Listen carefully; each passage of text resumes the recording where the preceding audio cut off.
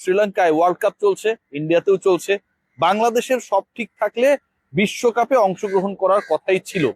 কিন্তু গেল মাসের 3 তারিখ, 4 তারিখ, 5 তারিখ, এই 3টা দিনে যে ঘটনা ঘটেছে, মুস্তাফিজুর রহমানের আইপিএল এর খেলা না খেলা নিয়ে যে ঘটনার সূত্রপাত, সেটা শেষ পর্যন্ত বাংলাদেশের বিশ্বকাপ বয়কটের না খেলার কারণ হয়ে গেছে।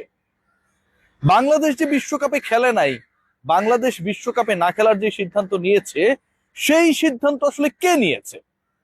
ক্রিকেটাররা নিয়েছে, ক্রিকেট বোর্ড নিয়েছে। 72 ঘন্টা ময়েশ্চার লক সমৃদ্ধ লিলি বডি ওয়াশ, শিয়া বাটারের গুডনেস স্কিন রিপেয়ার করে রাখে সফট ও গ্লোয়িং। সরকার নিয়েছে, ক্রীড়া মন্ত্রণালয় নিয়েছে, আইসিসি নিয়েছে, কিংবা বিসিসিআই নিয়েছে। অনেকগুলো পক্ষ নিয়ে আলোচনা সবসময় হয়েছিল, হচ্ছে, হবে।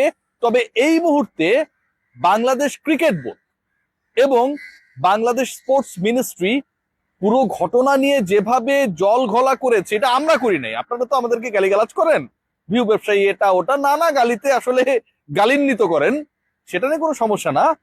কিন্তু আসলেই বাংলাদেশের বিশ্বকাপ না খেলার সিদ্ধান্তটা কে নিল? না খেলে ভালো হয়েছে মন্দ হয়েছে সেই আলোচনা না, না খেলার সিদ্ধান্ত কে নিল সেই ডিসকাশনটা যখন করতে যাই, ঠিক তখন বাংলাদেশ ক্রিকেট বোর্ডের প্রধান এবং স্পোর্টস মিনিস্ট্রির দায়িত্বে যিনি আসিফ নজরুল এবং আমিনুল ইসলাম বুলবুল, তারা পরস্পর বিরোধী বক্তব্য দিয়েছেন একদিনের ব্যবধানে, 24 ঘন্টার ব্যবধানে, এবং যেই বক্তব্য বাংলাদেশের ক্রিকেটের সিদ্ধান্ত গ্রহণের জায়গা নিয়ে যথেষ্ট অস্পষ্টতা তৈরি করেছে। প্রথমে একটা ব্যাপার ক্লিয়ার করে নিই, সেটা হচ্ছে গতকালকে আসিফ নজরুল স্যার, যিনি আইন এবং ক্রীড়া উপদেষ্টার দায়িত্বে রয়েছেন, তিনি বলেছেন কোনো অনুশোচনার প্রশ্নই ওঠে না, কোনো রিগ্রেট নেই। এবং তারপরে বলেছেন আমাদের কি সিদ্ধান্ত নিয়েছে বাংলাদেশের ক্রিকেট খেলোয়াড়েরা, ক্রিকেট বোর্ড। বাংলাদেশ যে বিশ্বকাপে নেই, এই যে বিশ্বকাপটা কাভার করছে সেখানটায় বাংলাদেশের না থাকা নিয়ে কোনো ধরনের অনুশোচনা ক্রীড়া মন্ত্রণালয় বা ক্রীড়া উপদেষ্টা নেই। সিদ্ধান্ত নিয়েছে বাংলাদেশের খেলোয়াড়েরা এবং ক্রিকেট বোর্ড। ক্রীড়া মন্ত্রণালয় সেই সিদ্ধান্ত শুধুমাত্র সমর্থন জুগিয়েছে, ব্যাপারটা এরকম। এর আগে ক্রীড়া উপদেষ্টা আসিফ নজরুল যেদিন ডিসিশন হয়, আপনারা সবাই মনে করতে পারবেন যে হোটেল ইন্টারকন্টিনেন্টালে যেদিন এই সিদ্ধান্তটা আনুষ্ঠানিকভাবে জানিয়ে দেওয়া হলো যে 24 আওয়ার্স এর মধ্যে বাংলাদেশ বিশ্বকাপ খেলবে কি খেলবে না, সেই ব্যাপারে একটা সিদ্ধান্ত আসবে। এবং ওই 24 ঘন্টা পেরোনোর পর দুপুর 3টা-4টার দিকে ডেডলাইনটা হচ্ছে, আপনারা সবাই জানেন, আমি বলে দিচ্ছি আবারও, জানুয়ারি মাসের 22 তারিখে আসিফ নজরুল স্যার বললেন আপনাদেরকে আমি স্পষ্টভাবে জানিয়ে দিই যে সিকিউরিটি রিস্কের কথা বিবেচনা করে ভারতে বিশ্বকাপ না খেলা, এটা আমাদের সরকারের সিদ্ধান্ত। 22 তারিখে বলছেন সরকারের সিদ্ধান্ত, 10 তারিখে বলছেন এটা খেলোয়াড় এবং ক্রিকেট বোর্ডের সিদ্ধান্ত।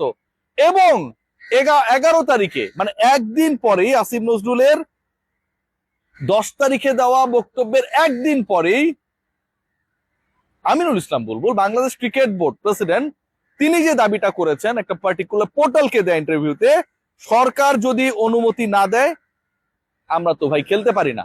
আসিফ নজরুল বলছেন যে বাংলাদেশ বিশ্বকাপ খেলে নাই এবং না খেলার সিদ্ধান্ত খেলোয়াড় এবং বিসিবির। আমিনুল ইসলাম বুলবুল বলছেন সরকার যদি অনুমতি না দেয় তাহলে তো আমরা বিশ্বকাপ খেলতে পারি না। অর্থাৎ সরকারের অনুমতি না পাবার কারণেই শেষ পর্যন্ত বাংলাদেশ বিশ্বকাপ খেলতে পারে নাই দাবি করছেন বুলবুল। আবার আসিফ নজরুল বলছেন যে খেলোয়াড়রা এবং বিসিবি খেলতে চায়নি দেখে বিশ্বকাপে বাংলাদেশ যায়নি। বা এটা কি সেলুকাস? আপনাদের মধ্যে এত দারুণ বন্ডিং, এত সুন্দর সম্পর্ক, একে অপরকে প্রশংসায় ভাসান। দুদিন আগে ঢাকা বিশ্ববিদ্যালয়ের অনুষ্ঠানে আমরা ক্রিকেট বোর্ডের শীর্ষকর্তাদের দেখলাম, একদিনের ব্যবধানে আপনাদের বক্তব্য এরকম উল্টাপাল্টা, 180 ডিগ্রি উল্টাপাল্টা হয়ে গেল কেমনে? মাথা ঘুরছে। এবং ওয়েদারটাও আসলে যথেষ্ট ভোগাচ্ছে। আপনারা যারা এই ওয়েদারে ময়েশ্চার ধরে রাখতে চান, লিলি হুইপ শিয়া বডি ওয়াশ ইউজ করতে পারেন। 72 আওয়ার্স পর্যন্ত কোনো ধরনের ঘাপলিং না করে, উল্টাপাল্টা না করে আপনার বডিকে ঠিক রাখবে। এখন সিদ্ধান্তের জায়গা যেই নিক না কেন, মুখোমুখি অবস্থানে, to be very honest, sports ministry and Bangladesh cricket board, এই বক্তব্য কিন্তু আমার না, আমাদের না, বাংলাদেশের গুরুত্বপূর্ণ দুটা সংস্থা। একটা ক্রিকেট বোর্ড, ক্রিকেটারদের ক্রিকেট বোর্ডের আন্ডারে থাকতে হয়, চুক্তিবদ্ধ। ক্রিকেট বোর্ড বিশ্বকাপে দল পাঠায়, সেই ক্রিকেট বোর্ড বলছে যে সরকার না যেতে দিলে তো আমরা যেতে পারি না, বিশ্বকাপ খেলতে পারি না, বুলবুল সাহেব এটা বলেছে। আরেকটা জায়গা হচ্ছে আসিফ নজরুল, যিনি ক্রীড়া উপদেষ্টার দায়িত্বে, তিনি বলছেন খেলোয়াড় এবং বিসিবি না চাইলে আমরা কিভাবে সিদ্ধান্ত দিব? রিগ্রেটের কোনো প্রশ্নই আসে না। না খেলার সিদ্ধান্ত নিয়েছে বাংলাদেশ ক্রিকেট বোর্ড, বুলবুল সাহেবের ক্রিকেট বোর্ড এবং খেলোয়াড়েরা। এই যে বক্তব্যের পার্থক্য মাত্র 24 ঘন্টার ব্যবধানে দুই গ্রুপ দুই ধরনের বক্তব্য দিচ্ছে, দুটা পক্ষ দুই ধরনের বক্তব্য দিচ্ছে, তার মানে বাংলাদেশের বিশ্বকাপ ইস্যুতে যেই সিদ্ধান্তই নেওয়া হোক না কেন সেটা ভাই কোনো প্রপার ডিসিশন মেকিং এর মধ্যে ছিল না। এবং যে খেলোয়াড়দের কথা বলা হচ্ছে যে খেলোয়াড়েরা সিদ্ধান্ত গ্রহণে বড় ভূমিকা রেখেছে, লিটন কুমার দাস বলেছে তাদেরকে কোনো কিছু জিজ্ঞেস করা হয় নাই। লিটন কুমার দাসকে সেকেন্ড কোয়েশ্চেন যখন করা হয় যে জিজ্ঞেস করা উচিত ছিল কিনা regarding your presence in the world cup or not, he was the captain of the T20 world cup for Bangladesh, he told in the press conference that no comments. Liton Kumar Das বলেছিলেন নো কমেন্টস। কি অবস্থা, আশপাশে কুকুর ঘুরে, একটু পর পর গাড়ি আসে, মানে আমি ভিডিওটা বানাইতেছি এটার মাঝখানে যত ধরনের ভেজাল, পশু পাখি থেকে শুরু করে যন্ত্র মানব সব চলে আসতেছে। যাই হোক, সেটা কোনো বিষয় না। বিষয় যেটা, end of the day Bangladesh এই বিশ্বকাপে নেই।